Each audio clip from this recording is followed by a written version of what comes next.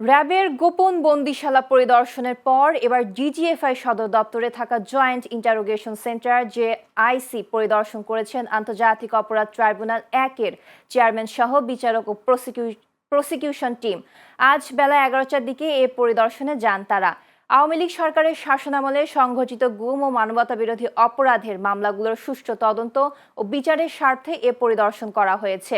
Tribunal ১-এর chairman বিচারপতি মোহাম্মদ গোলাম মর্তুজা মজুমদারের নেতৃত্বে এই টিমে যুক্ত রয়েছেন বিচারক মোহাম্মদ শফিউল আলম মাহমুদ ও মোহাম্মদ মহিতুল হক এনাম চৌধুরী। এছাড়া chief prosecutor Mohammad Aminul Islam, prosecution টিমের সদস্যবৃন্দ এবং অনুমতিপ্রাপ্ত আসামি পক্ষের আইনজীবীরাও পরিদর্শকের সঙ্গে ছিলেন। এর আগে গত ২১ জুলাই চিফ প্রসিকিউটরের আবেদনের প্রেক্ষিতে ট্রাইব্যুনাল র্যাব, ডিজিএফআই ও ডিবির গোপন বন্দিশালা বা আয়নাঘর পরিদর্শনের সিদ্ধান্ত গ্রহণ করেন। আদেশ বাস্তবায়নে গত ১ আগস্ট উত্তরায় র্যাব ১-এর সদর দপ্তরে টিএফআই সেল ঘুরে দেখেন তারা। সেদিন সেখানে থাকা ২৯টি কক্ষ এবং ৭টি ডেথ সেলে বন্দি নির্যাতন ও আটকের সামগ্রিক চিত্র সরেজমিনে পর্যবেক্ষণ করেন ট্রাইব্যুনালের বিচারক ও প্রসিকিউটরগণ।